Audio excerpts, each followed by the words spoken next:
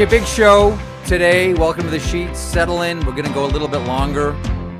You know, normally I'm used to doing 2-hour shows before I join Daily Face-Off here where I'm doing the one. And they said, look, one-ish. You want to go longer, go for it. This is going to be one of those days. Colby Cohen is going to be stopping by here in a couple of moments from Morning Cup of Hockey, as well documented here and elsewhere. My favorite hockey show. Also, former standout from BU, former NHLer as well. We're going to get into the a lot of drama around the league, and I want to get Colby's thoughts as well on Pat Maroon's appearance on his show this morning. Colby, by the way, hitting the hat trick today, co-hosting his own show, Morning Cup of Hockey, and then filling in for Frank on Daily Face-Off Live with Tyler Yaremchuk, and then sitting in with my little act here today.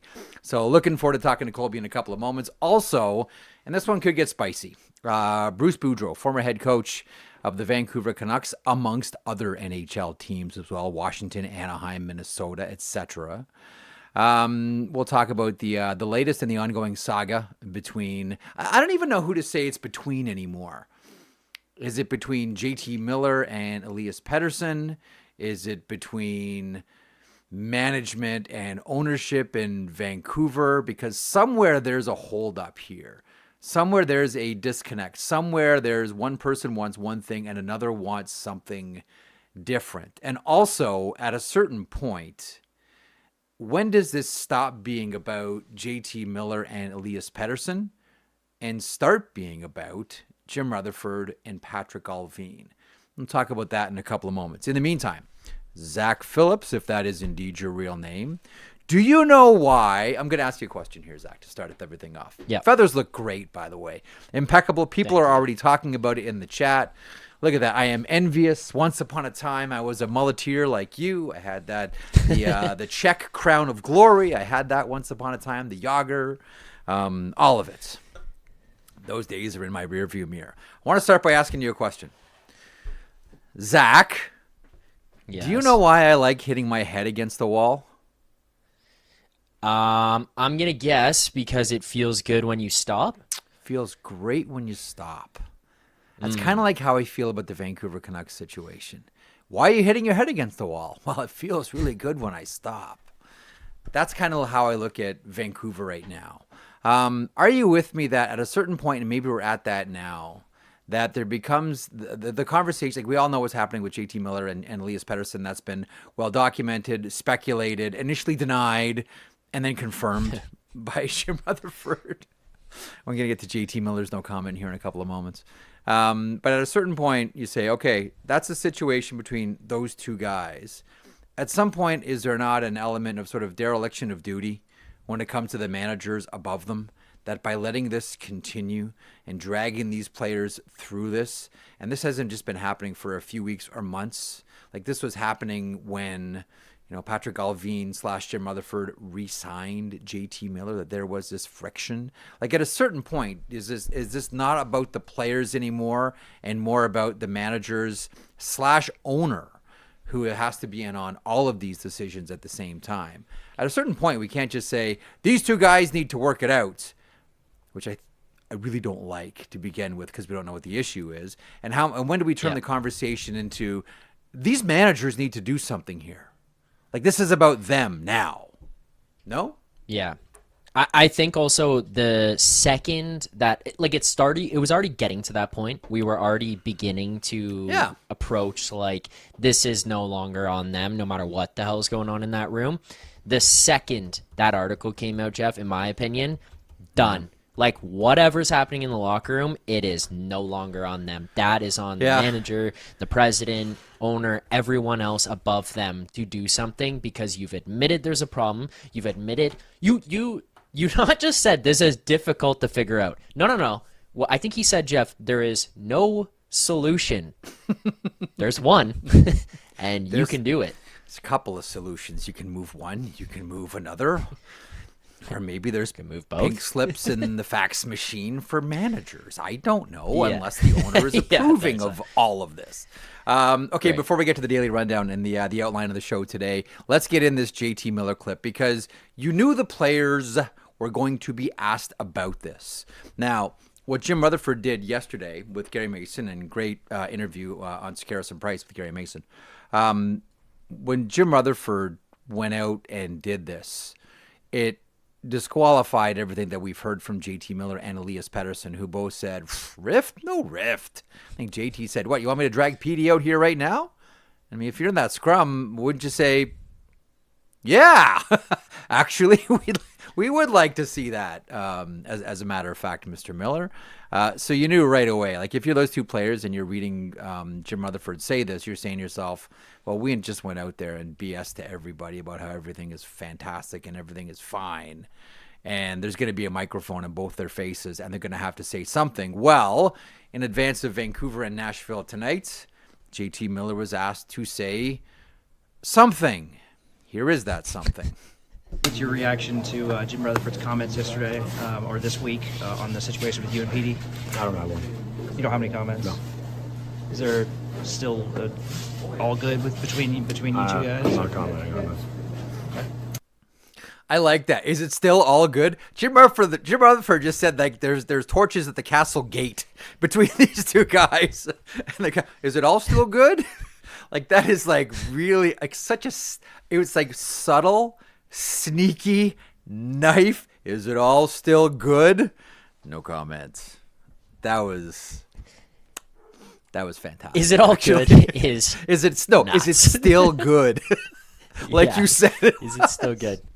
Oh man, I'm not sure who it was who said that, but bravo in the phrasing. The way you put the frames around that question was spectacular. Okay, more on that coming up in a couple of moments. And as I mentioned earlier, Bruce Boudreau coming up, former head coach of the Vancouver Canucks. Daily outlines. Here's what we got coming on the show for you today, presented by FanDuel, North America's #1 sportsbook app provider. And Colby Cohen is going to be stopping by in a couple of moments. I love, by the way, Zach, the picture that you chose of Colby. I'm always curious. Okay, which one are you going to choose? And I like that, as someone who's a little older myself, I like that you default to younger. I really want to say that I appreciate that one, Zach. So Colby Cohen, if you've seen the preview picture, it's from Colby at BU, all full of optimism. Hockey hasn't run him over. He probably still believed that hockey would love him back one day. Guess again. Hockey will never love you back. It doesn't matter who you are. So Colby Cohen's coming up here in a couple of moments. Drew Doughty returns to the Los Angeles Kings lineup tonight. And one of the things that I wonder about here is, as Team Canada looks to replace Alex Pietrangelo, are they waiting to see how Doughty looks here? Is he the default setting for Team Canada here? Oh, we're going to mention the Canucks as well. Yes, Vancouver is going to come up, and we'll talk about JT Miller. We'll talk about Elias Pettersson. We should probably park some time as well talking about Quinn Hughes and talking about Thatcher Demko. And while we're at it, just as another side dish, I'll have a side dish of Tocchet. We'll get into what we speculate about Rick Tocchet through all of this, and does he still want to hang around? As the day proceeds, I think we're all understanding now that there will be no supplemental discipline for the situation in the Vegas-Dallas game, which was excellent last night. Give me 7 of those in April, thank you. Mark Stone and Miro Heiskanen, that situation, and we hope the best for Heiskanen.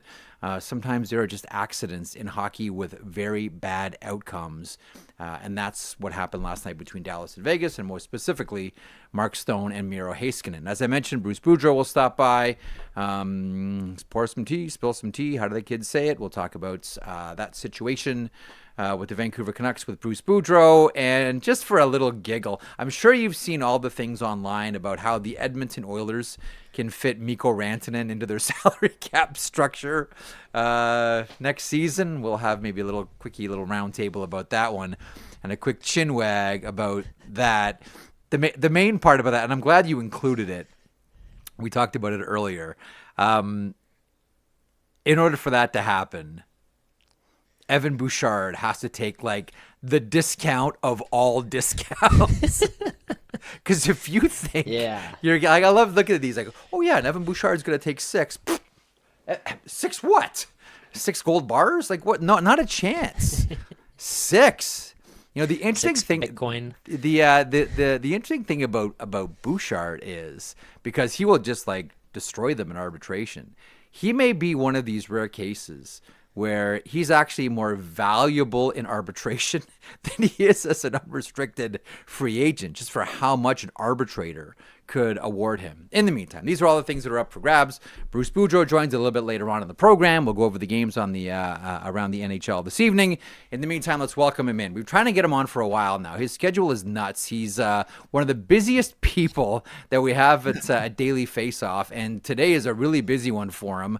His third show. Do you still have any oxygen left? Do you still have any hockey words or hockey sounds left, Colby Cohen? Welcome to the program.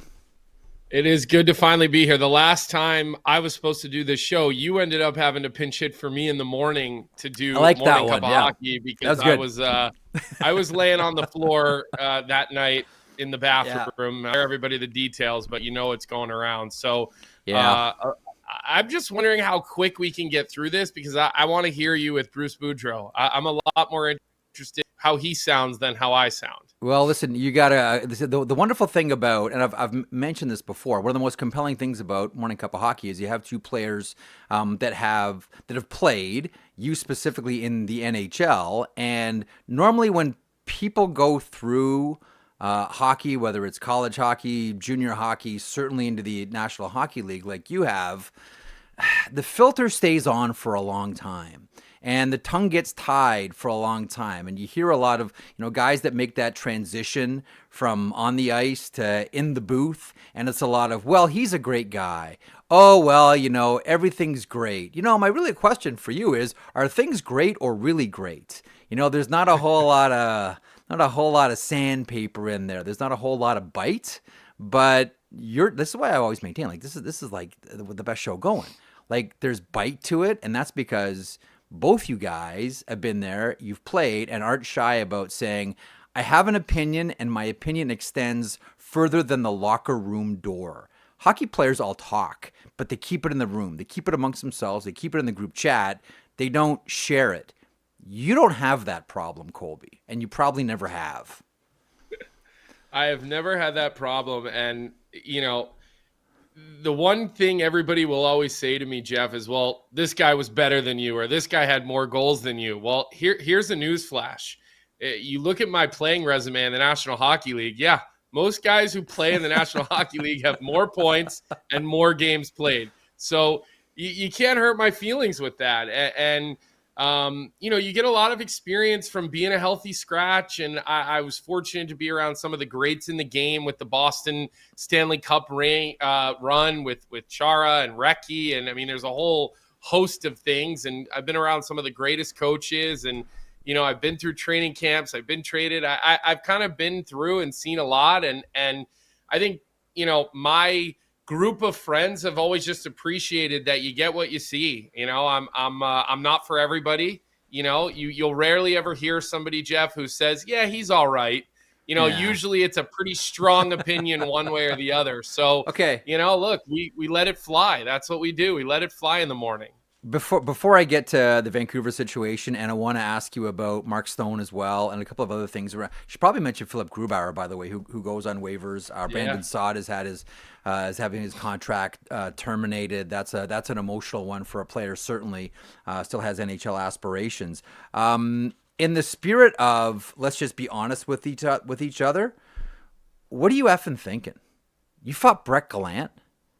I saw this on Morning Cup of Hockey, and you were mentioning it. I'm like, okay, maybe just like a seatbelt fight, and they're just hug and tug, and that's it. But no, he's one of I can count on one hand the amount of times that I've seen him handled or buckled or taken a knee. He's one of the toughest ever. Period. The whole family's tough. I sort of know them a little bit. What were you thinking, Colby Cohen? What were you thinking?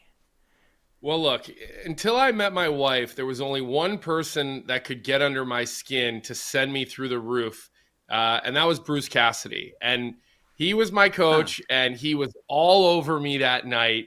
I mean, all over me that night. I think it was a Sunday of a 3-3, which we used to play all the time in the American League. Yeah. And, I just was like, that's it. My wires crossed. I was pissed off, and I just kind of had a little situation with him behind the play. I chased him up the ice. I said, let's go, let's do it. And, I told the story on Morning Cup of Hockey, a friend of mine who was playing on the other team, Rhett Rakashani, I could hear him on the bench telling me how bad of an idea this was. So, look,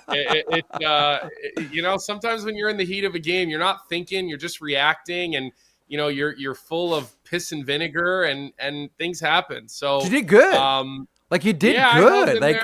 I know you got there. It looked better than it was. I didn't feel the way it looked, but to the video's point of view, it looked like I hung in there. Like, if I'm watching that live, the first thing that comes to my mind is Colby Cohen's grandkids are going to have migraines. Like, that's how hard he's going to get hit here. That's how hard he's getting hit by Gallant. Very good. Excellent. Okay, and if we get a chance, I want to talk about Maroon today. Maroon, he's always good. Today was one of your best shows. I think flat out. Irf was great. You and Johnny are always great, and the way that Maroon opened up, I thought was fabulous too. We're gonna play some clips a little bit later on this show to draw more people's attention to today's show, which they should go and check out in the archives, either on YouTube or wherever they get their podcasts. But as you're watching this Vancouver situation play itself out, now for me, Colby, I think this is now moved past just an issue with these players. Okay? Like, the cement has hardened around the players. We know what's happened between, we don't know the issue, but we know there is an issue that neither side is willing to get past here. To me, the issue now is no longer Petey and JT. It's Patrick and Jim. To me, that's the issue here. I kind of use the analogy of an absentee landlord here. But at a certain point, and this has been going on for a lot of years, this is now an issue of what are you going to do about it as managers? Somehow, Jim and Patrick have skated right by this one. I'm here to say that I don't think they should be able to skate anymore. Agree, disagree? Couldn't agree more. And I heard you guys obviously talking about this opening the show, and I was like foaming at the mouth because you played that JT Miller clip. I would have loved to have seen JT Miller respond to that and say, why don't you ask Jim Rutherford? I would have loved for him to fire a shot back over, really force Jim Rutherford's hand, because here's what I think is potentially going on behind the scenes. Sure, everybody always says that the NHL is an old boys club and they're all friends and nobody puts in offer sheets because they don't want to hurt their buddies' feelings and they all go golfing together. Listen, that may all be true, but these are the most hyper competitive, ultra paranoid humans in the world. And they don't want to help each other out. Even their friend, they don't want to help out. And I believe that GMs right now across the National Hockey League are digging their heels in on asking prices because they know what a dumpster fire is. And they think if we wait a little bit longer, Vancouver's going to get desperate and they're going to be able to get these players for not nearly what they're worth. So I would think the GM, really the president, because we know that's who is the real GM in Vancouver, is out there trying to get a deal. But I believe that people are probably lowballing them. People are using them for leverage, as they did in the Rantanen deal, because I just don't think anybody wants to throw them a lifeline. Think of all the years of Jim Rutherford being aggressive and moving players in and moving players out. I don't think anybody wants to help him out right now. And I believe that's why other GMs are digging their heels in, and they're just not in a rush to get anything done. They're isolating him in a corner, and then somebody eventually will pounce. Someone is doing to Rutherford what Rutherford has done to general managers for a long time that earned him a nod into the Hockey Hall of Fame. You see, I kind of looked at the Globe and Mail piece when I was reading it yesterday as this is a combination of, because I don't think that Rutherford does this without the knowledge of Francesco Aquilini, the owner. Like, there's no way that Rutherford's going out there and freestyling this one and saying, oh, hey, guess what, boss? I talked to Gary over at the Globe. Like, I don't think for 1 second that Aquilini was, like, I think Aquaman's aware of what's going on here. So I looked at this as a way for the Vancouver Canucks, I think the way I phrased yesterday was chum the waters, for the return on one or both of these players to be low, right? And Jim pretty much said this, like, look, we may not even get a second line center through all of this, but we'll take these pieces and turn them into something, put them in the stew and serve them up for everybody. Like, I wondered if this is just sort of prepping Vancouver Canucks fans, season ticket holders, sponsors, etc., for the return to be significantly lower than perhaps originally thought. I think you're probably right, and I didn't think of that, when kind of running this through my head and thinking what would be the reason to take all of the leverage that you really don't have, but you always have a little bit because you're talking about a 100-point player. And then look, JT Miller's in the right, situation, is a highly effective player. I mean, I think there are teams that would just be foaming at the mouth probably to get him, especially teams that are win now than Pettersson, who, seems to put his tail between his legs when the lights get a little bit brighter. But Jeff, that's the only thing that could make sense. There'd be no other reason to go out and just light whatever leverage you might have had on fire by doing this and announcing it publicly, throwing the player under the bus, the other player under the bus, Rick Tocchet under the bus, Patrick Allvin under the bus. He threw these people all under the bus who have been lying and carrying water to all of us, and we know it's been a lie. And so, you know what? This situation is ugly, and it's getting uglier. See, here's where, amongst everybody here at Daily Faceoff, you're a unique asset because you can talk to us as an NHL player. NHL players watching this, Colby, what are they thinking? Right? Because, I mean, one of the things that I over the past 24 hours I've been thinking about is Jake DeBrusk. Jake DeBrusk didn't sign up for this. Jake DeBrusk signed up for, this is a team that's close to taking the next step. Like, this is a team that almost beat the Edmonton Oilers. Like, this is a team that's ready for that next step, and I'm going to step in, I'm going to score 35 goals, I'm going to be a big piece. Like, that's what Jake DeBrusk signed up for. But take us into a player's mind. Now, listen, playing in the NHL is playing in the NHL. NHL contracts are incredible. But from an NHL player's point of view, and I know you asked Pat Maroon about this one on your show this morning too. Walk us through your mind. If you're an NHL player, you're looking at all this. What's going through your mind? What are you thinking? I think if you're in that locker room and you make a bunch of money and you have aspirations, I think you're monitoring this very closely, and you're not looking forward to coming to the rink every day because you're going to be having to answer questions about nonsense. I mean, if you're Thatcher Demko and you're 1 year away from signing your big ticket, and I very much believe that Thatcher Demko will get back to being one of, or if not the best goaltender in the National Hockey League when healthy, because if you really watch that team the last couple of years, it don't be great. And that guy, stands on his head night after night.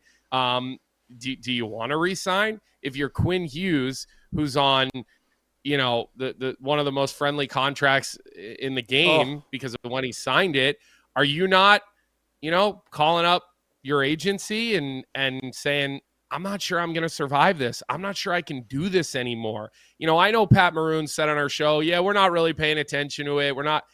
I don't believe you, Pat. Guys have Twitter. Guys are all over it. I love you, Pat, but I think you're a little bit, I think you're a little full of it with that line, pal. I'm not buying what you're selling. Hang on, can I give Pat Maroon a soft landing here? Because I personally think that Pat is actually one, and we've talked about how he does interviews before. I think he's one of the smartest people in the NHL. I know Pat is saying, I don't want to insert myself into this situation.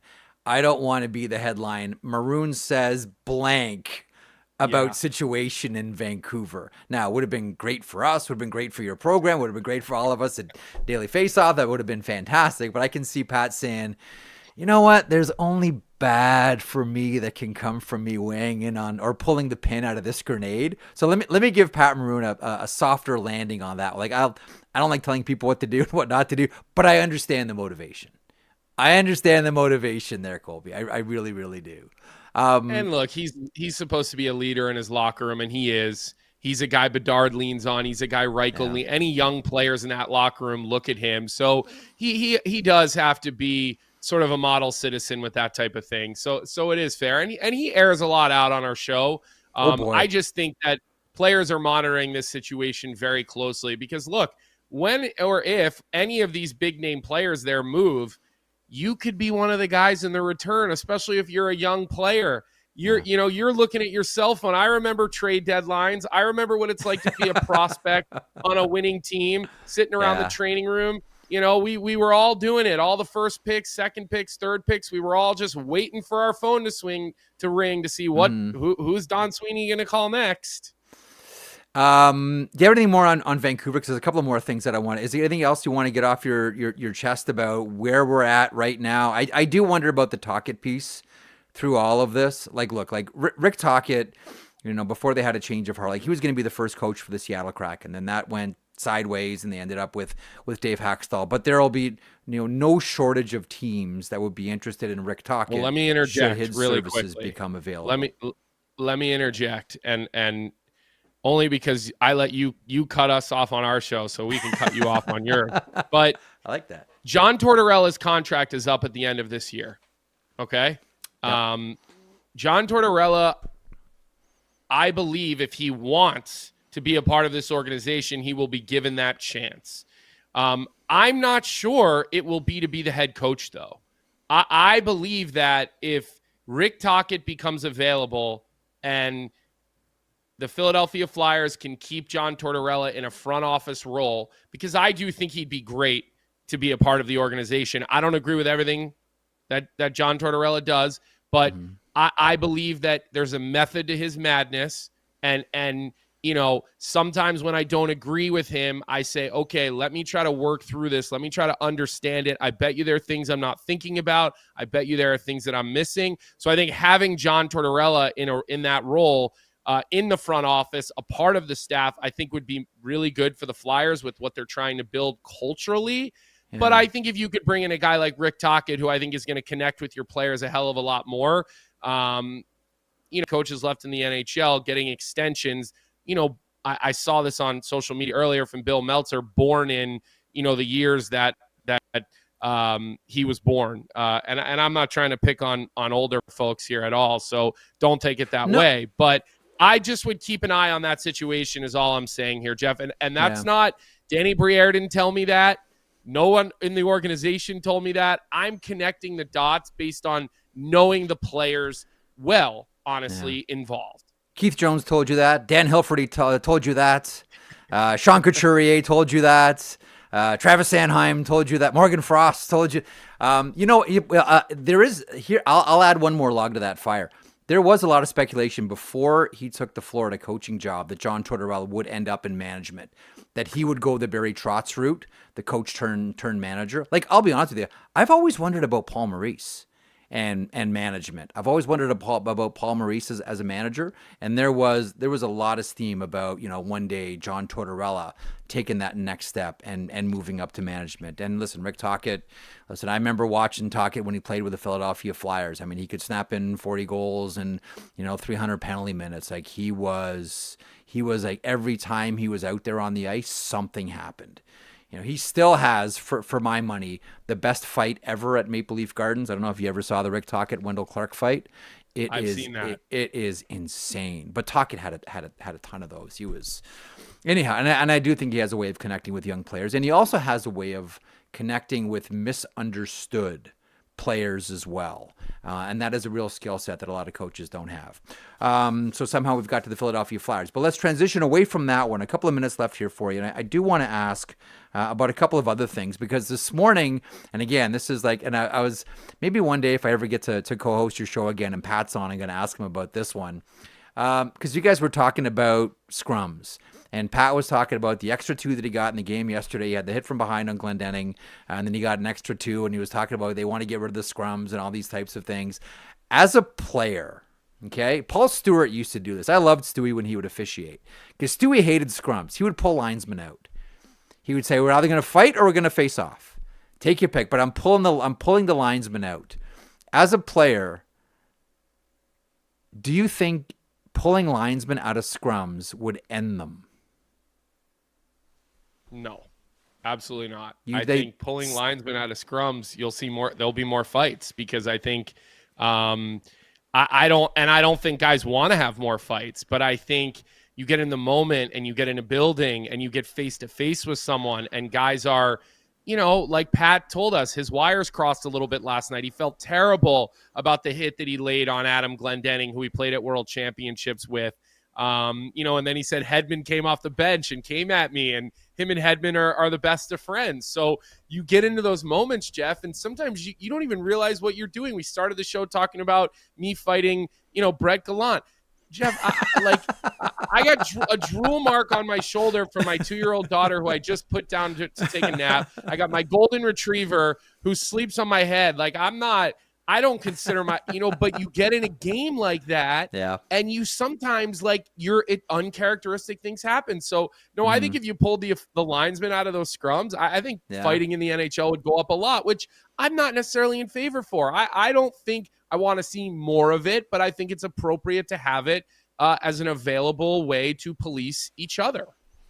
One of the interesting things about that whole concept, and Stewie would do it regularly, is guys would just they would stop. Like there was all of a sudden when Stewie said, like, all Stewie would say is, I'm gonna pull them out, and the threat alone would have everybody calm down. The fake tough guys I'm talking about more than anything else. One more thing on scrums. You know what's interesting about scrums now? Once upon a time, when there was a fight, everybody would grab on. Everyone would grab a partner, and that doesn't happen anymore. Everyone just sort of stands where they are and they watch the fight. But everybody would grab a partner, okay, just to make sure that no one's going to be the third man in. But what you see in scrums now is, and listen, kids now don't grow up with bench clearing brawls. They don't grow up with line brawls, right? Like it's not a thing that happens. One of the things that I always chuckle at when I see scrums or players grabbing onto one another, nobody looks each other in the eye anymore. There's a lot of this. There's a lot of looking up in the crowd. There's not like, hey, we might be next. And I think that's just a generational thing, because a lot of these kids didn't grow up with it, because there's not that much fighting, if anything at all, in minor/youth hockey anymore. Agree, disagree? I agree, and everybody's friends now. Social media has connected everybody. There's no secrets anymore. There's no, I only get to see this guy once a year. You're in constant communication with everybody around the league now. Guys are at each other's weddings, all this stuff. And listen, I think that's great that everybody's connected. You come up playing for Team Canada through USA Hockey, whatever it may be.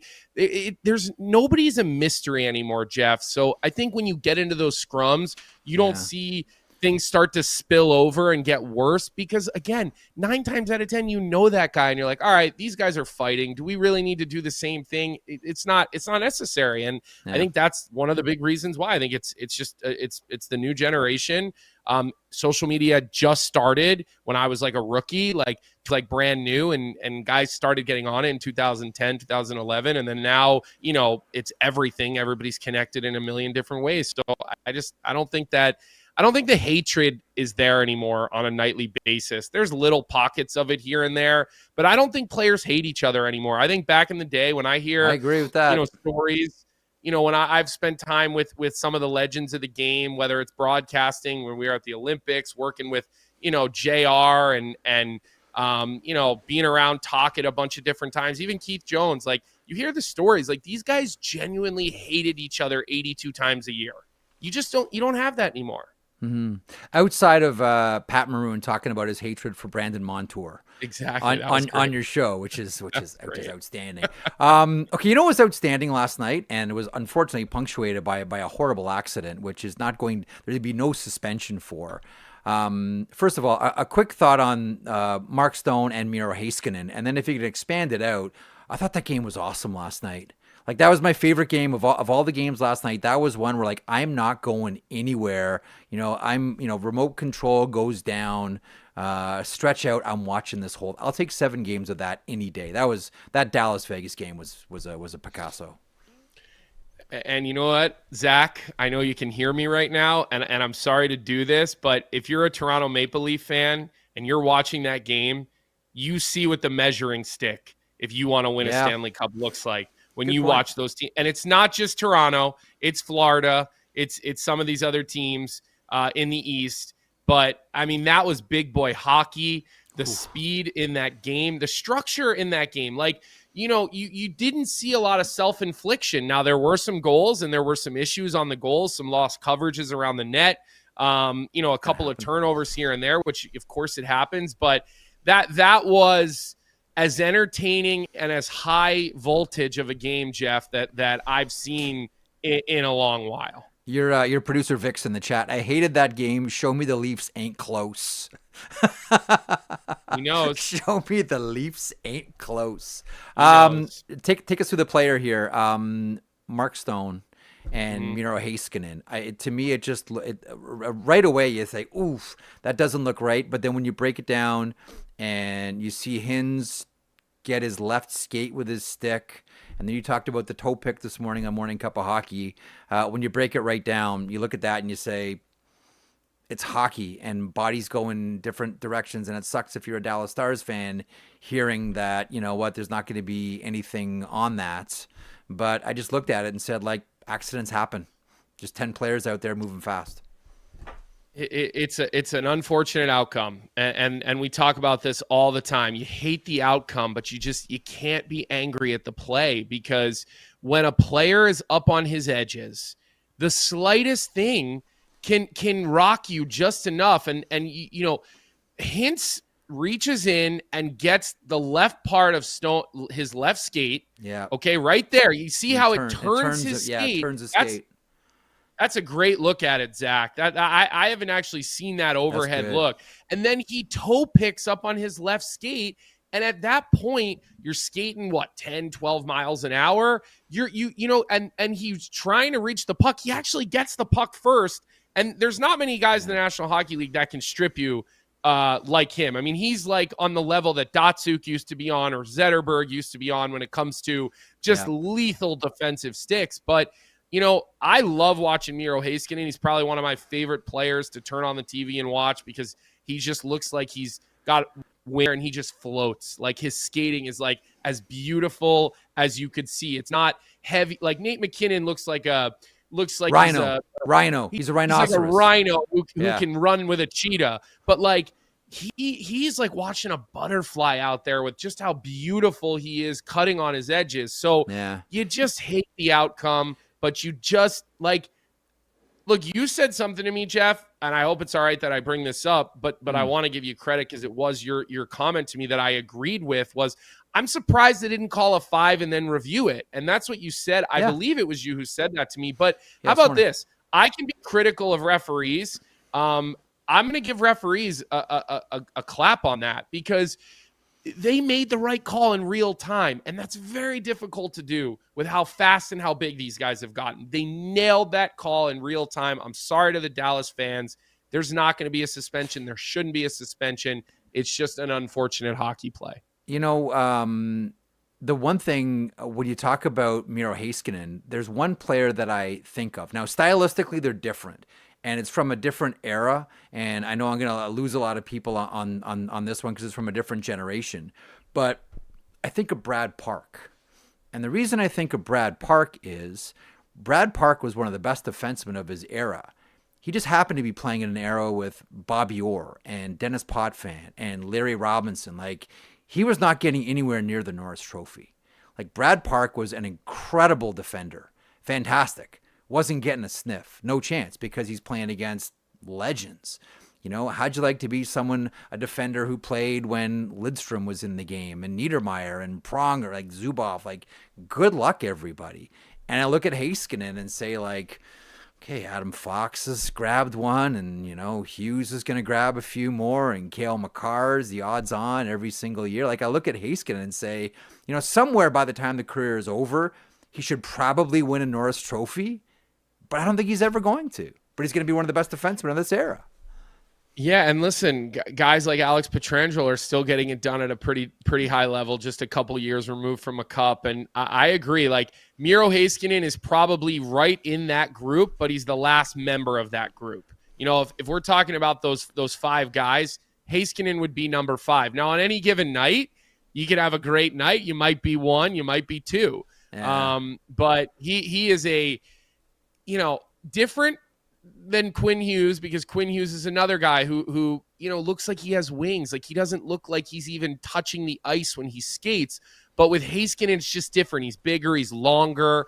You know, it just looks a little bit different. But, you know, I spent a number of years getting assigned to Dallas Stars playoff games for Westwood One early in my broadcasting career. And I mean, he never disappointed. I mean, I fell in love watching this guy with how efficient he is at the game of hockey. And, you know, now he's a guy that he's one of few guys that I'm like, I'll buy a ticket to watch this guy play because he's that entertaining.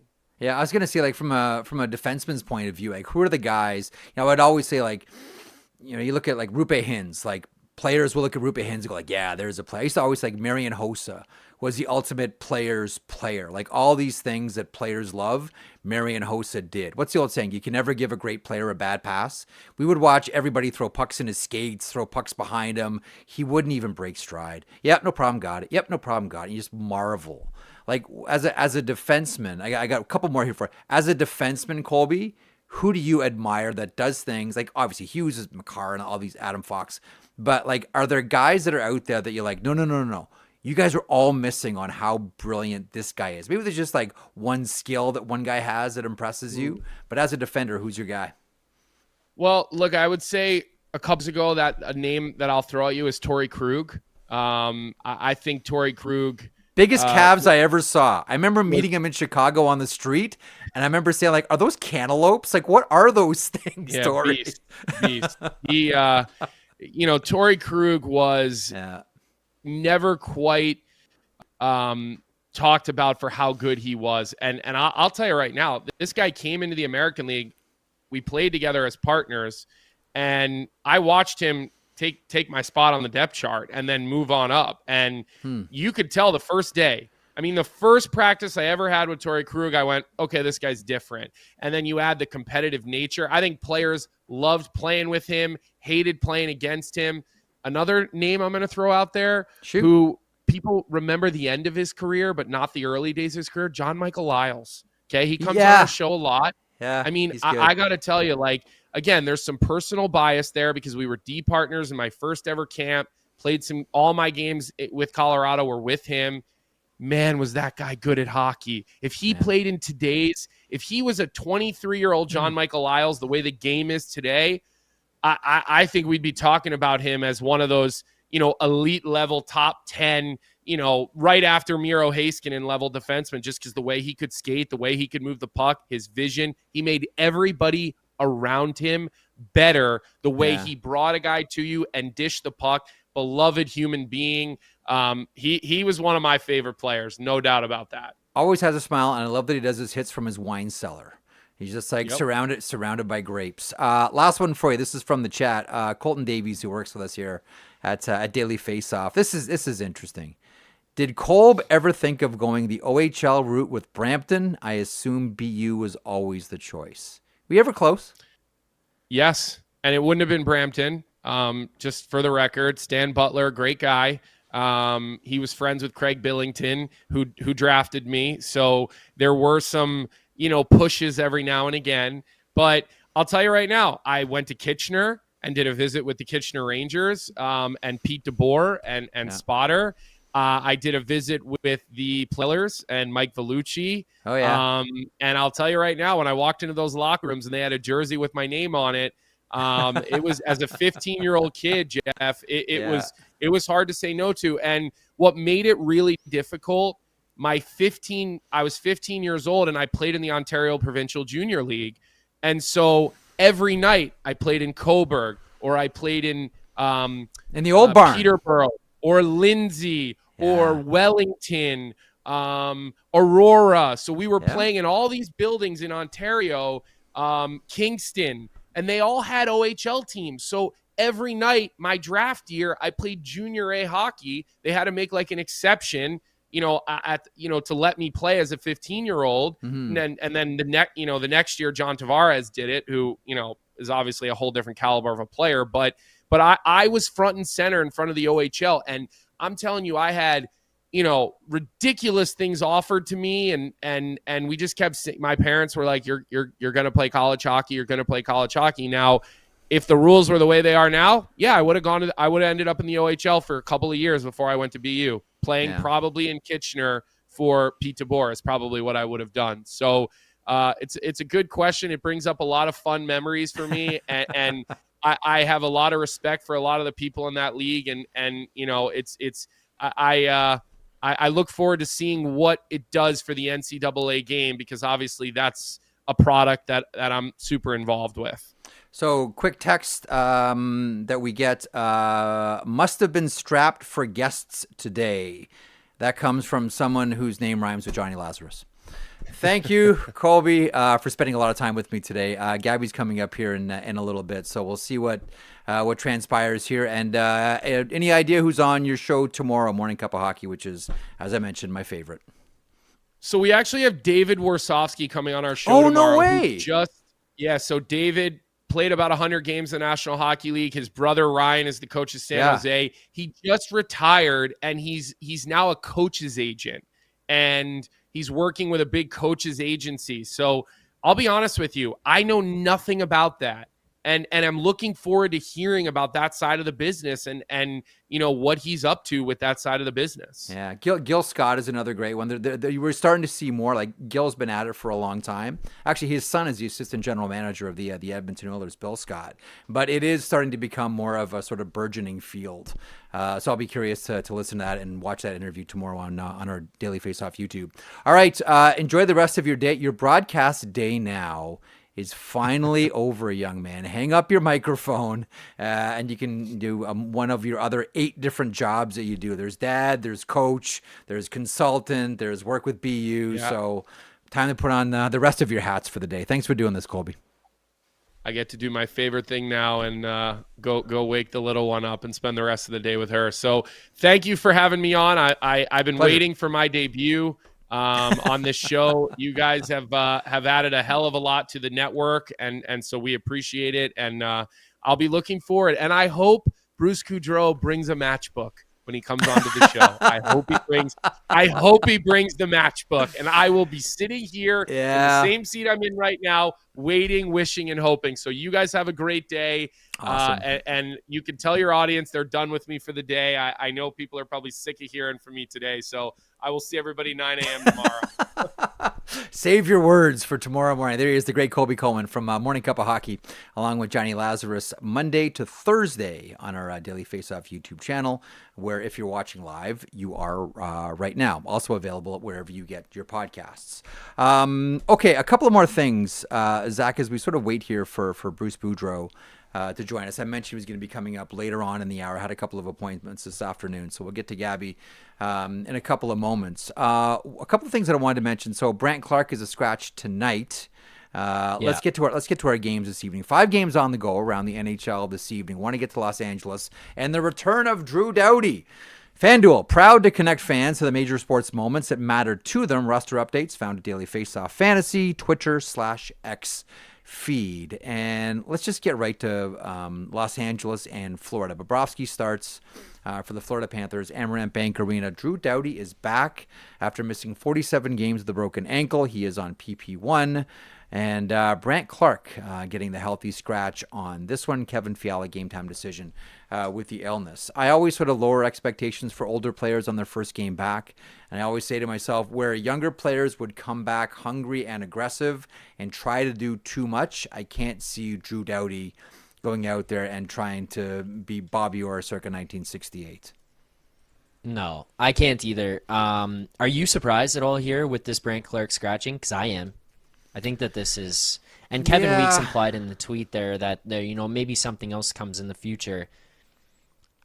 I mean, love Drew Doughty, love what he's done in his career. I'm not doing that. I want Brandt Clarke in my lineup now and tomorrow and next year and the year after that. I'm not sacrificing that for the Drew Doughty as much as I love him and what he's done for the organization. Yeah, I know, and he's going to be a really good player in this league for a really, really long time. He's like legit solidified NHLer. Brandt Clarke has gone through various scenarios with various teams, whether it's playing internationally, whether it's playing junior hockey, whether it's playing in the American Hockey League. He's learned a lot along the way. I don't know that there's anything that this will be, shocking to Brandt Clarke. You know what I mean? Like, this isn't like jarring, like his first scratch. Like, oh wow, like I think it's happened to him before. He's been through a lot. I like Brandt Clarke a lot, and I think that when Doughty sails off into the sunset, that from an offensive point of view, this is going to be his blue line to run and his power play to run. Wouldn't be my decision. But then again, like I look at the strength of the Los Angeles Kings defense. Like, you have two players here that when it comes to defending specifically are amongst the elite. Like we've mentioned before, like Jonas Siegenthaler is probably the best defensive defenseman in the NHL so far this season. Jonathan Kovacevic is in that conversation as well. New Jersey has a pair, although they've been split, that are outstanding. But Gavrikov and Mikey Anderson have been so good. So good. And I know I can still remember, Mikey Anderson started, who was the guy they put him with, Drew Doughty. And so there was like that, education process. But like I look at the Los Angeles Kings defense, and normally I would say, wow, this is so fantastic. Drew Doughty's back, and that's great. They haven't suffered at all. Not that you're saying like, hey, Drew, take a couple of extra weeks. But have you watched a Los Angeles Kings game in the last 47 with Doughty out and said like, wow, they really missed Drew Doughty here?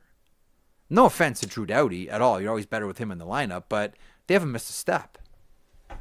Yeah, I know. That was kind of also my point to this is like the team's doing well. They look really good.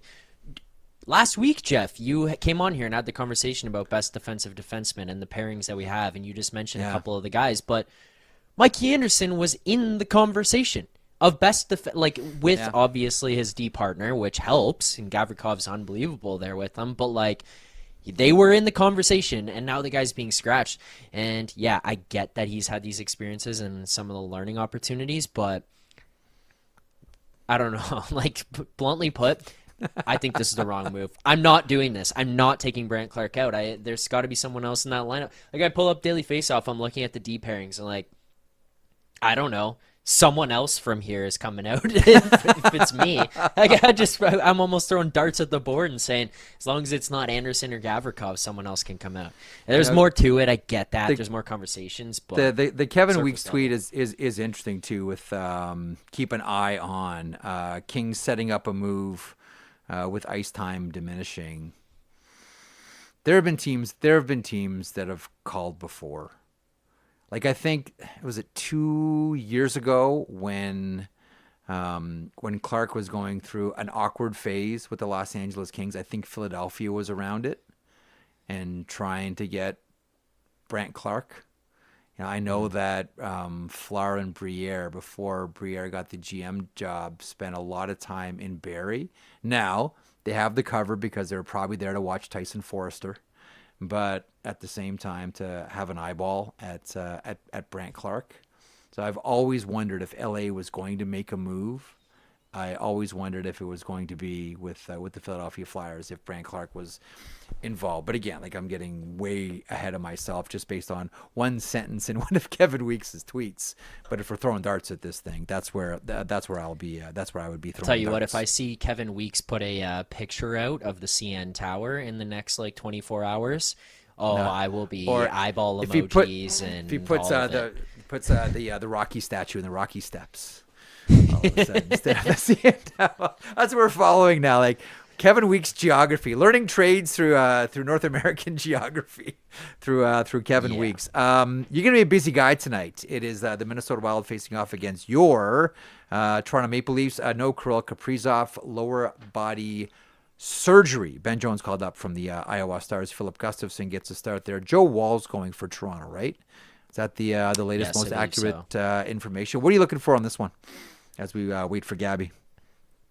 Actually, I talked about this. I put out a game preview. I do those before every Leafs game. And I said today, it's going to be interesting in that arena because you got called out by Matthews after the Reeves fight, right? And I think a lot of people initially were like, he's right, and there's no issue with that. And the time of the fight was 0-0, whatever.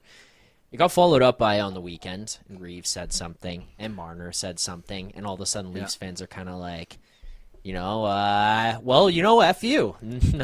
F us, F you. Like, how about that? Well, you're going to get a Wednesday night game against Minnesota at 7 o'clock, no Kaprizov.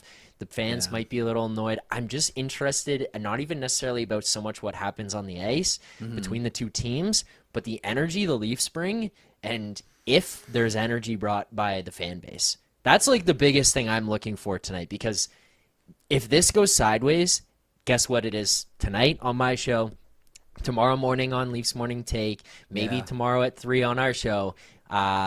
Wow, there's an issue in Toronto. There's a divide between the players and fans, and that's not what you want right now. Speaking of Leafs Morning Take, one thing that when this show goes off the air today, one thing I want to go back and watch is Adam Oates was on the show today. Adam, who I always enjoy talking to and listening to as well, because he is a big Mitch Marner supporter.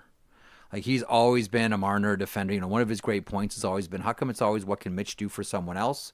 How come it's never we need to provide more support, more surrounding for Mitch Marner? So really curious to go back and watch/listen to that one. Do we have time to play a Patrick Maroon clip before Gabby? Are we close to getting Gabby on? Yes. So Patrick Maroon joins the Morning Cup of Hockey guys every week, and it's always good. Today was really good, and there's a couple of different ones that we can choose from here. I just want to make sure that you get a sort of taste of what that show is all about if you haven't tuned in already.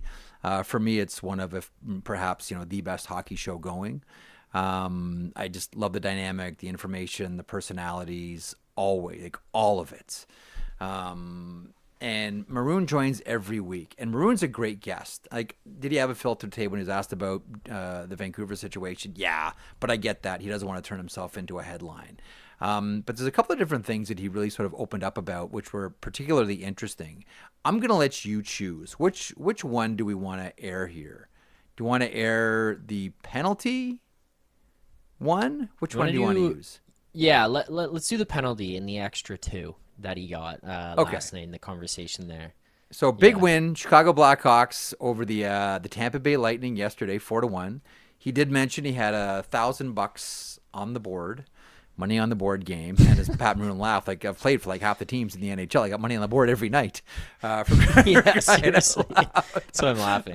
So $1,000 on the board, 500 for the game winner, and 500 for the game. So here's Pat Maroon on why he got the extra 2 last night. If you saw him smashing Glendening from behind, where's the extra 2 come from? The boys asked. When you talk to the officials about the extra, did they give you a thorough explanation, or they tell you to piss off? He said the league's cutting down on that stuff. So, like, any person that, a hit like that or a confrontation, they're taking those guys. And obviously they did that with Esaman too, right? Mm-hmm. Bedard trips Cernak, and then Esaman comes in and buries him from behind, just like a shove or whatever it was. So he gets a 4 minutes. So I think they're cutting down on that stuff with the scrums and the extra activity after. Because I know for a fact if you pull someone's helmet off, it's an automatic 2-minute penalty now. Really? Okay. Yeah. So if you see someone in a scrum and take a helmet off, I think, don't mark me on this, but I think for sure it's a 2-minute penalty no matter what. It's a roughing penalty. Okay, and that is Patrick Maroon, who's a weekly guest on Morning Cup of Hockey with Johnny Lazarus and Colby Cohen, who was with me up until a few moments ago as we stand by for Bruce Boudreau. Do we have any update on Gabby's availability here in the next little while? Working his way in here. Okay, all right. Should be a moment. We'll get there in a second. I did mention that Philip Grubauer is on waivers. Things have not gone swimmingly for Philip Grubauer with the Seattle Kraken.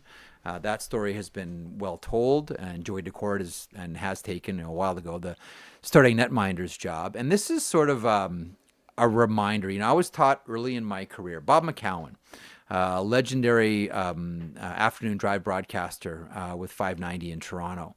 One of the best to ever do it in Canadian sports radio, probably the best to ever do it. He used to always say, don't F with happy. If you're happy where you are, find a way to make it work. Find a way to stay. And Grubauer had a great working relationship with the Colorado Avalanche. And it was working hand in glove. And they were headed to a Stanley Cup eventually with Grubauer. And I believe I want to say, I think my memory's right on this one. I think Colorado was offering $5 million and he wanted 5.5. Now, I may be way off on this, and you may ask Philip Grubauer right now, today, are you still happy with your decision because you ended up with more money? And he might say yes. But when you're dealing with people that are dealing with millions and millions of dollars, I always do wonder, was it worth it? Was it worth it? I mean, you still would have been getting paid, still would have been $5 million a year, and a situation would have been happy in. You probably would have won a Stanley Cup with the Colorado Avalanche. I always wonder. The money is the money, and some will say that's the ultimate game in sports. It's not the championships and the trophies and the individual awards and the rings and all these types of things. It's who can make the most money. But then there's this sort of, day-to-day and getting through a season and enjoying where you're at and having success and winning with a team and all that. I always wonder, if you ask them in a candid moment, was it worth it? Was it worth it to chase that extra $500,000 a year at the expense of winning a Stanley Cup with the Colorado Avalanche? Always wondered about that one with Philip Grubauer. It was set up so nicely for him in Colorado, and it was working out great. So that's an intriguing one there. A couple of other things really quickly. I mentioned off the top of the show, Small Town Strip Club. Did I mention Small Town Strip Club? They're the band that does the opening music for this podcast. They have a tour, Through the Noise tour, coming up. There you go. Zach's right on it. Zach's going on the 7th in Toronto at the Horseshoe. Man, did I ever kill a lot of brain cells at university at the Horseshoe.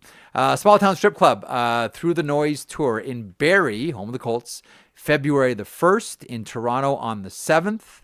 8th, they're in Hamilton, and then they take a little bit of a break. They're in Guelph, where yours truly went to university. Used to go watch Guelph Storm games. There was one year I didn't miss a single Guelph Storm game. That was when they had a line of Jeff O'Neill, Jeff Bess, and Todd Bertuzzi. That is March 22nd. They're in Kelowna. Good for them. Going out west on the 28th. Back to Woodstock, April the 12th. Stratford on the 17th. And finish up in London on the 19th. So you can check out that excellent band there. Elsewhere around the NHL today, things to go over. Oh, look at Small Town Griffins alumni over here too. Thank you very much. Double hat trick last night. One of the rarest things. And here's the thing that I wonder about. So the Boston Bruins get scotched last night by the Buffalo Sabres. And, one of the things that I think we're wondering about here is not if, but when the Buffalo Sabres end up moving Dylan Cousins. But in the meantime, the Buffalo Sabres, I've always had a fondness for this rivalry going back to my youth when I used to love watching the Buffalo Sabres face off against the Bruins in the old Adams division. Both tough teams, both skill teams, both teams that had good netminders, and those games were awesome. I loved them. And it was a rivalry where, look, it wasn't until the Danny Paille trade that these two teams actually made a deal together. It's one of those rivalries that's long forgotten in history, kind of like the Bruins and the New York Rangers, which used to be the best in the NHL, late 60s, early 70s. It's kind of been lost to history. But yesterday we had the rare double hat trick. Okay, Tage Thompson gets the hat trick first. Congratulations. And then 7-2 is the final, by the way. And then JJ Peterka scores a hat trick. And a hat hits the ice. And here's my question. Who still had a hat? Like at that point, unless you threw a hat and then went out and got another one, or you're just a huge JJ Peterka fan and you went to watch the game and you're waiting for JJ Peterka to do something and he gets a hat trick and you say like, screw it, I'm throwing $60 on the ice. At that point, who still has a hat? Because if you're inclined to throw a hat for a hat trick, you see Tage Thompson, you're like, okay, what are the odds we're going to have 2 hat tricks here? But there it was. We saw a hat hit the ice after JJ Peterka made it 2 hat tricks in the same game. All right, our featured guest is with us now. He is someone that needs no introduction. He is a great coach. He is a great broadcaster, a great storyteller. He is the one and only Bruce Boudreau, who joins me now on the sheet. Bruce, how are you today, pal? Good to see you and hear from you again. Good to see you, Jeff, and I've got your answer to your previous question. Okay, let's hear it. Okay, a father brings his kid to the rink, Yep. and he grabs the kid's hat, and he throws it on the rink for the first one, and he keeps his on his head. And then when you get another hat trick, he picks his hat up and he throws his on. That's the only explanation. I was gonna say, is this coming from like personal history with you and Ben going to games? Like, I'm gonna throw my kid's hat on the ice here first. By the way, have you ever been to a double hat trick game? Have you ever been involved in one? You know what? My memory's not good enough. We scored an awful lot of goals in Washington. You did. And, I'm sure with the Marlies when I was growing up, we had a tremendous team. And that in junior in Brantford, we averaged over 10 goals a game at home. So, wow. we had to have had 2 hat tricks. I just don't know. I just can't remember when.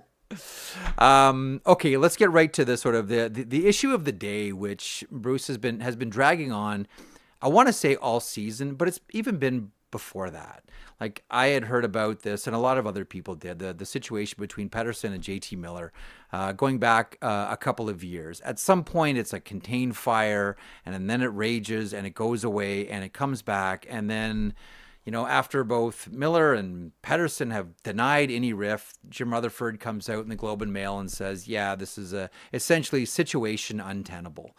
I mean, you've been there to watch all this, been behind the bench, watching it as someone who follows the NHL. Like, what's gone through your mind following all of this for all these years?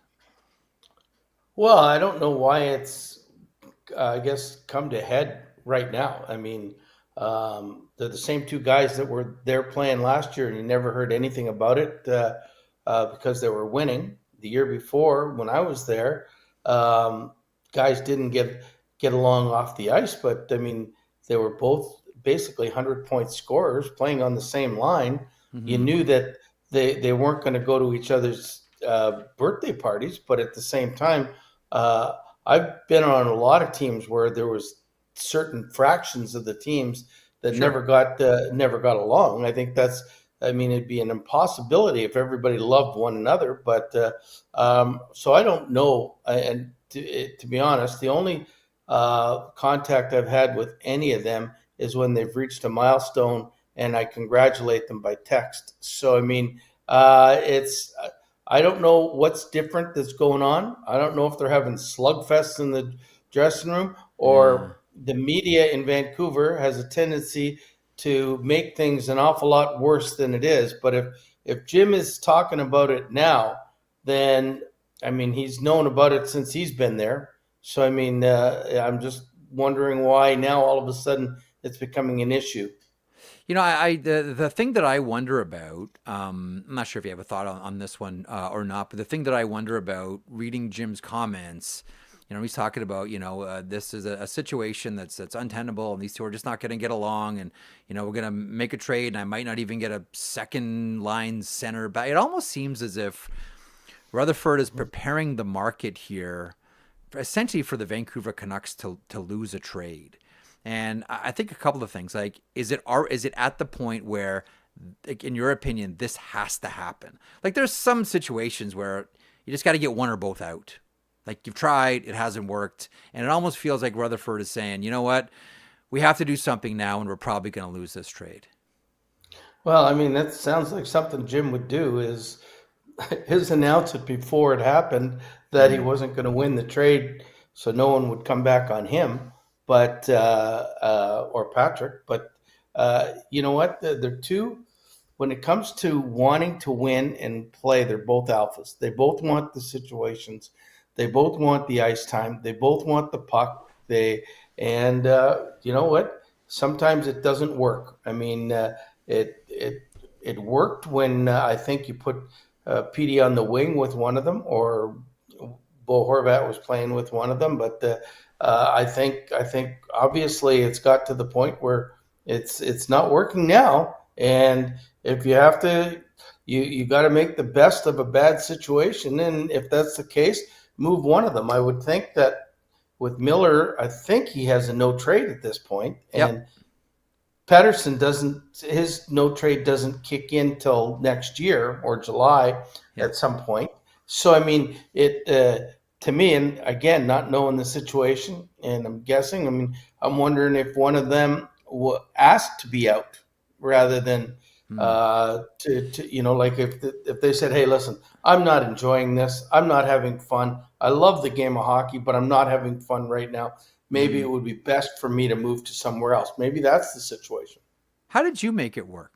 I mean, it's kind of an open secret for everybody. How are you able to do this? Like, part of me is like, I can only imagine what Rick Tocchet is going through here. How did you do it, Gabby?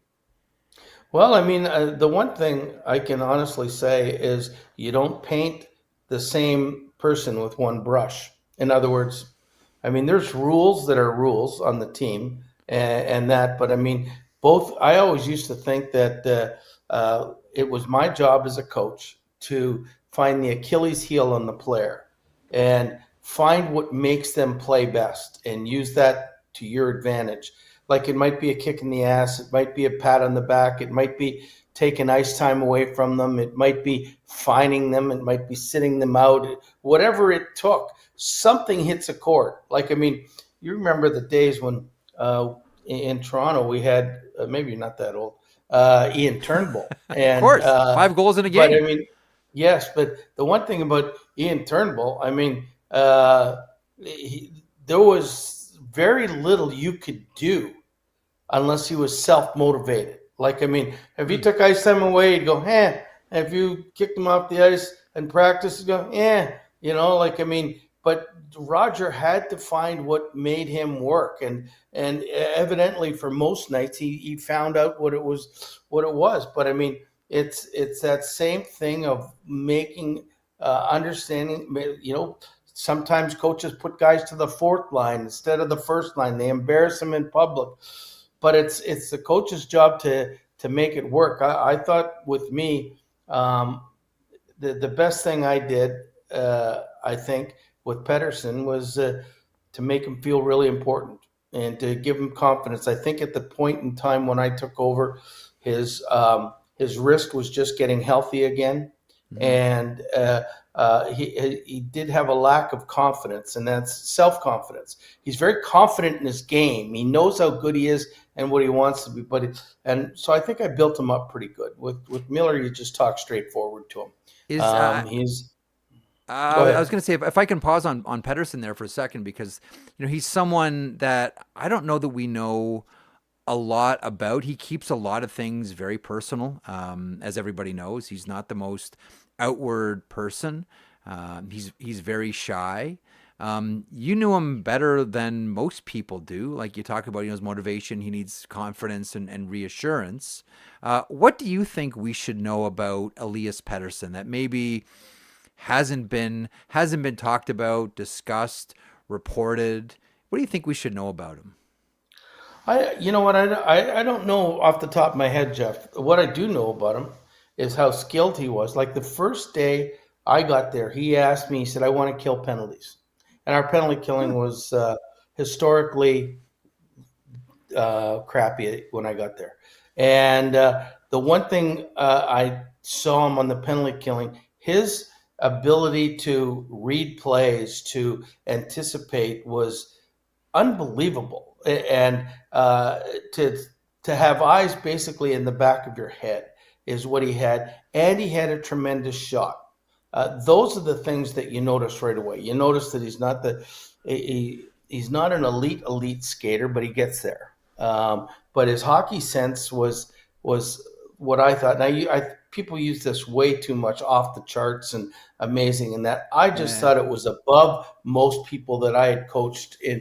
I mean, it was right up there, hockey sense, with Nick Backstrom type thing, and which is a great compliment because he's my favorite player of all time. So, I mean, it's those are the kind of things that I noticed about him. With Miller, it was one of those things that if you said he can't do it, he'd say, yeah, I'll show you. He was like totally old school. He wouldn't sulk. He never sulked. He battled. He competed. And I think his biggest thing is he wanted everybody to compete as hard as him. And it would in practice, in off ice and stuff like that. And I think it's the one thing that makes him great, and it's the other thing that makes him sometimes go off the deep end a little bit, because he doesn't have a filter. I mean, he'll tell you if he doesn't like what you're doing. That's interesting, because when you say that, one of the places I think about. I think about Blake Wheeler and Patrick Laine. You know, guys that run the room hot, guys that run the practice hot. When you see that as a coach, like instinctively, do you like that? When you see someone sort of, you know, running the practice hot or running the room hot? Well, what do you mean by hot? Let me start with that. Well, someone who's perhaps crossing over the line of being aggressive with his teammates to get the desired result. There, as you mentioned, like there's the old saying is like, you know, there's an 18-inch difference between a pat on the back and a kick in the ass. They're pretty close.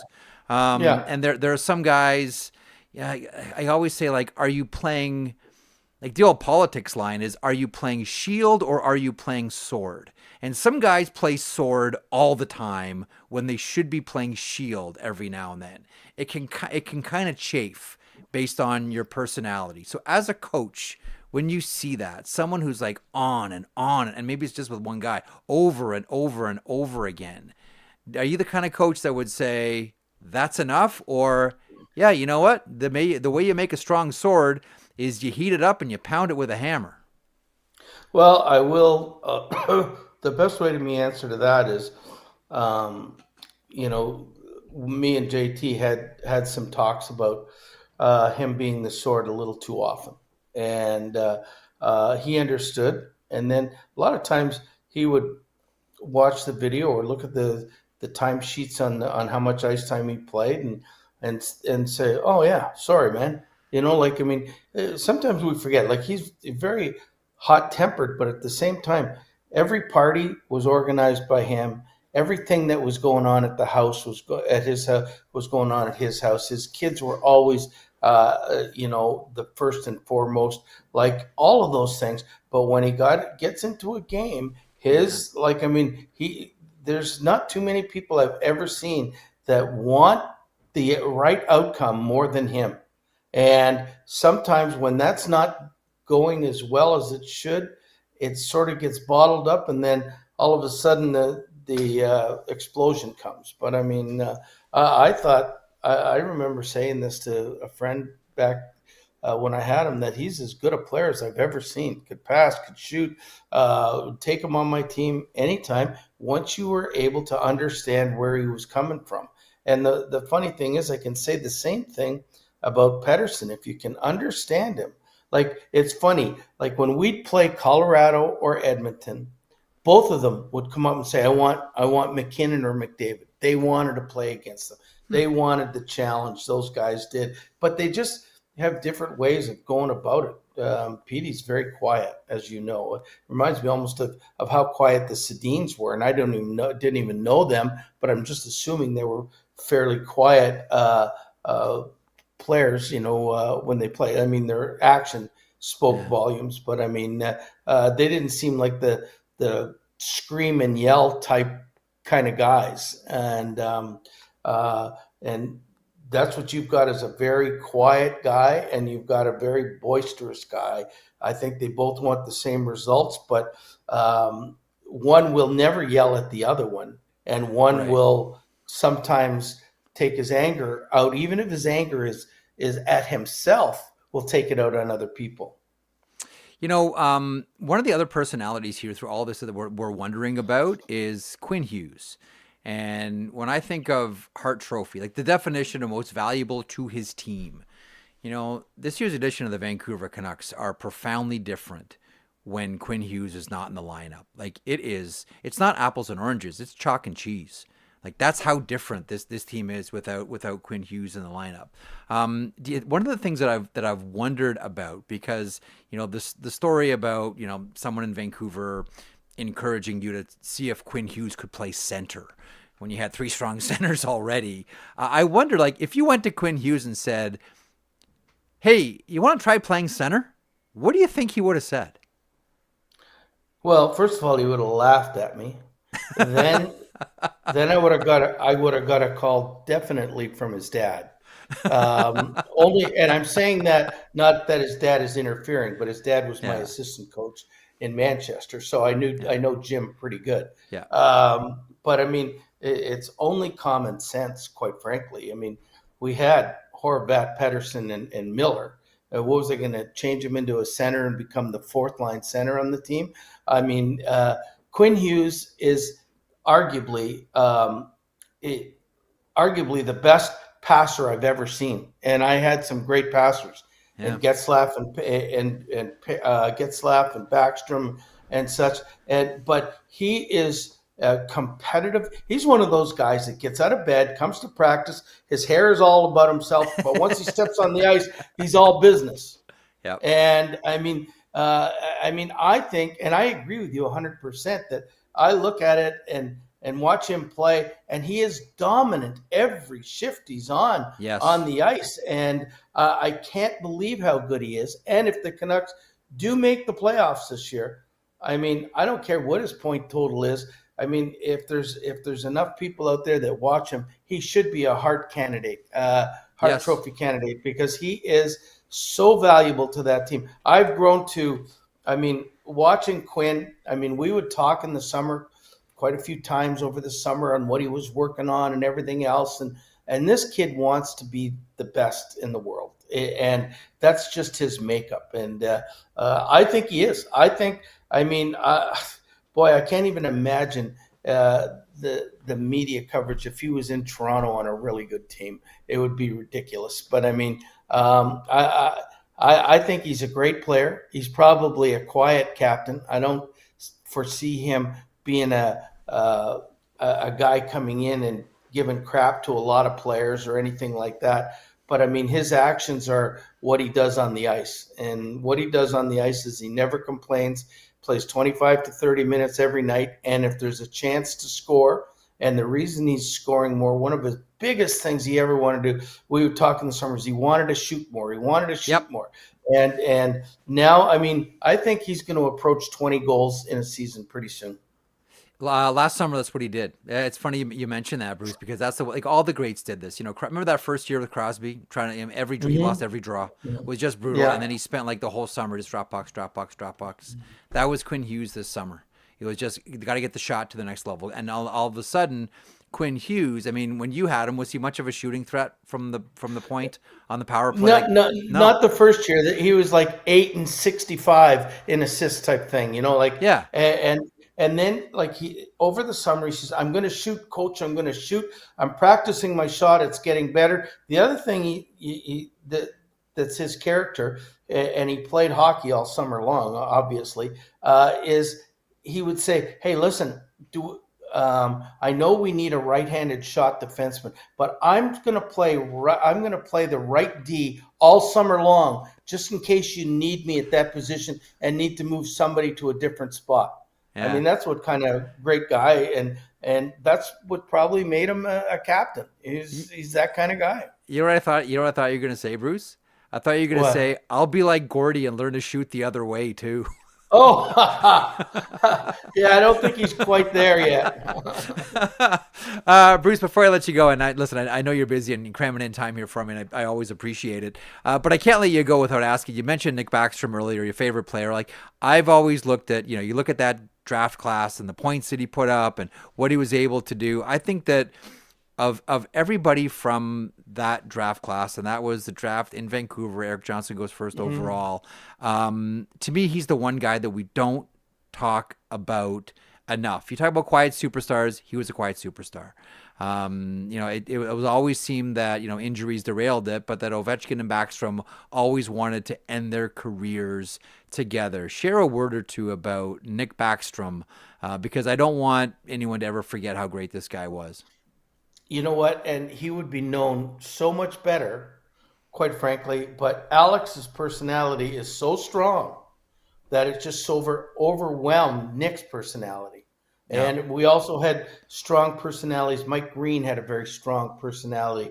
Then you had Fedorov, and you had 3 or 4 other Russians that were on the team. But Nick was quietly, when I got there, he was 4th line center. And I moved him up to Ovi right away because they sat beside each other. They were both young. And first of all, he's the only one that when I got moved on to other teams, no matter what, any game that we played him, he would come out and say hi to my wife, my kids, me. I mean, and he's as nice as you're ever going to see. I mean, I wish his, like, after his contract's up, I'd love to try him again, because I mean, I think he could still play if his hip was fine. But I mean, because he's as smart as there is. There's just nobody smarter than him, and a quiet dedication. He never missed any games when he wasn't.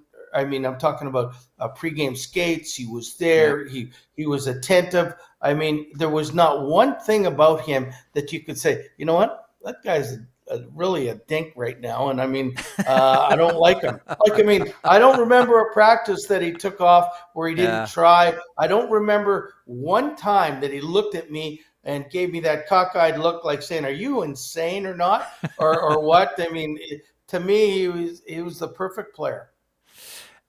We miss seeing him. I know I certainly do. Yeah. Gabby, you're the best. Thanks as always for stopping by. A quick word on Ben. How's Ben doing in Niagara?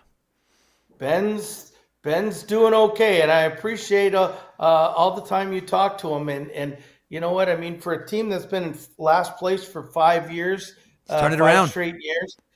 They're now in second place, and they're trying to hold that spot. And I think sometimes they do it with smoke and mirrors. But I was in the room with Ben for the last couple games that they played, and he commands the room. I mean, and he just, like, I listened to him, and I could see, if I was an 18-year-old kid, how I'd want to go through a wall for him. I mean, I hope I'm not embarrassing him by this, but he's got that emotion, that energy that everybody loves, and he's never down, and that's a great thing. No matter if the team's doing good or bad, he's finding a way to make it a positive situation. So I hope at one point that somebody gives him a chance at a higher level, if that's what he wants, and because I think he'd be very good as a coach at another level. His time will come. I remember I first met him when he was a runner at Hockey Night in Canada, and I'm always like, now he's a head coach of the Niagara Ice Dogs of the OHL, and big things on the horizon too. And I love his. You know, he used to get in so much crap because they would be doing games for us and for Washington, and he'd be cheering like crazy out loud for the Caps when they scored. And when he was telling me the other day that when he found out, he said that Hockey Night had found out who the nominees for the Jack Adams were, and they had to tell him because they had to get a screen ready for it. And he phoned me right away and said, "Here's the scoop, Dad. Here's the scoop." And he told me that. Insider Ben Boudreau. Cool. Insider, Insider Benny Boudreau. Right. Listen, being happy and charming and positive is a Boudreau trait, obviously. Gabby, thanks as always for stopping by, pal. Anytime, Jeff. Thank you. There is the great Bruce Boudreau, former head coach of, amongst other teams, the Vancouver Canucks, and interesting comments about the reason I brought up the Quinn Hughes thing, and Rachel Dory on her podcast just talked to Gabby about someone in the Vancouver Canucks organization, one of the managers, saying to Bruce Boudreau to perhaps try Quinn Hughes at center. I remember when that happened, and my first thought on that was, because first of all, like, I'll just be blunt, like, I thought the way that they parted ways with Boudreau was pretty disgraceful. I don't like the way they did it at all. You know, there's the old saying, you judge a company not by how they bring you in, but how they say goodbye to you. And I thought that the way that Vancouver did that with Boudreau was pretty distasteful. I mean, Rutherford would run him down regularly in interviews. But my first thought when I heard that Boudreau was being asked to make Quinn Hughes or try Quinn Hughes at center, my first thought was, they're setting him up.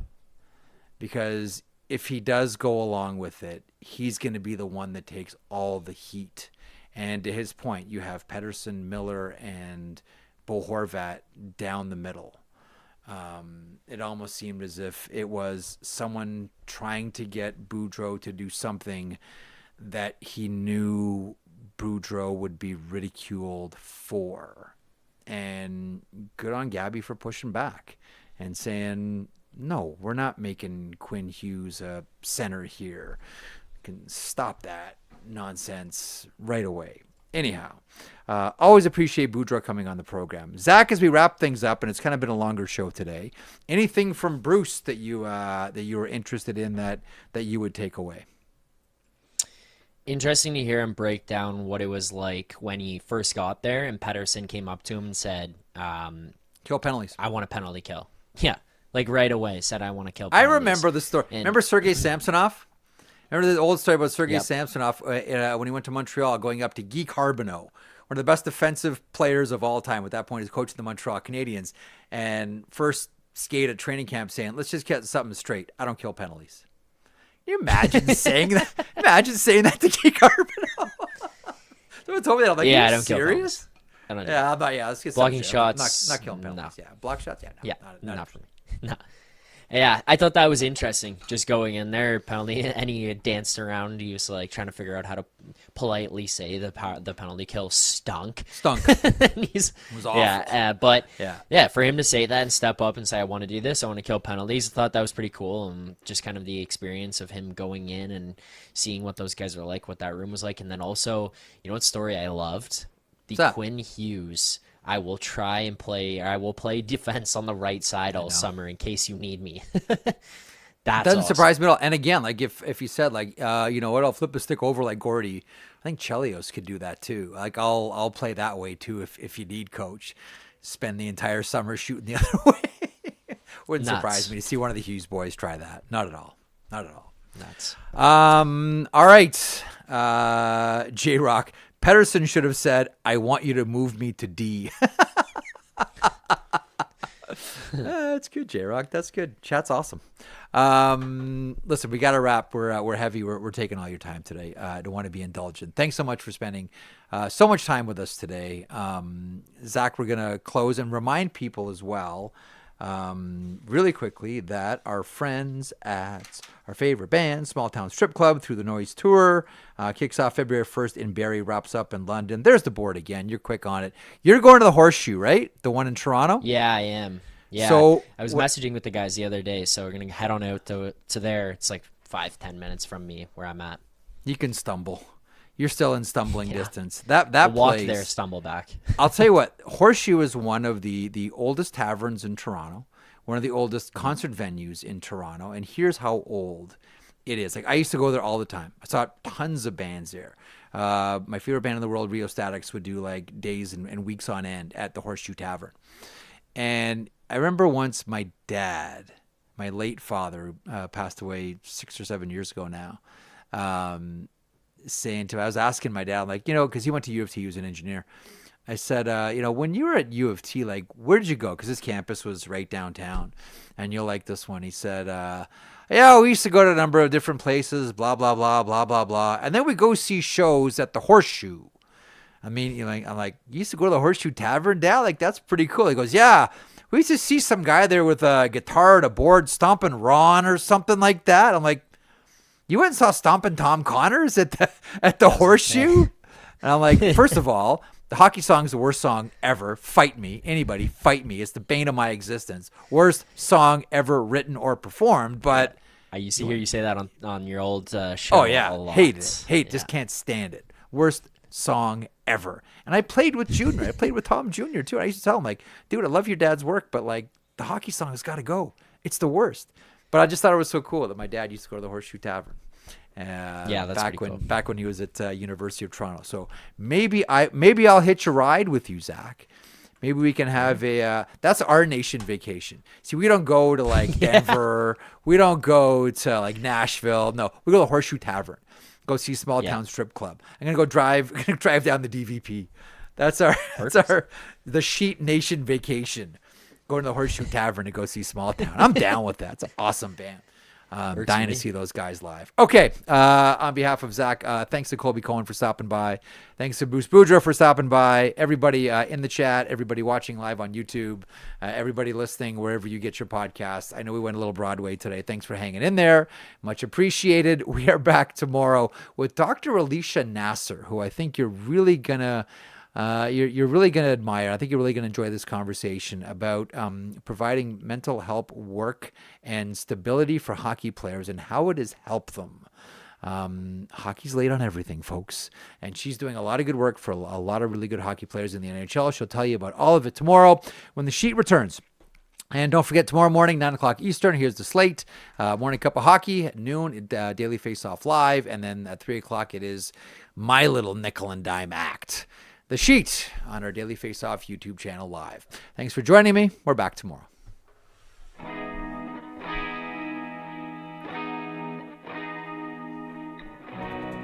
If you enjoyed that video, and we certainly hope that you do, please hit the subscribe button right there here at Daily Face-Off. I will put this lineup up against any hockey lineup anywhere. It all gets underway at 9 o'clock Eastern with Morning Cup of Hockey. That is Johnny Lazarus. That is Colby Cohen. Then at noon, it's DFO Live. And then 3 o'clock Eastern, The Sheet. Get caught up on everything in hockey.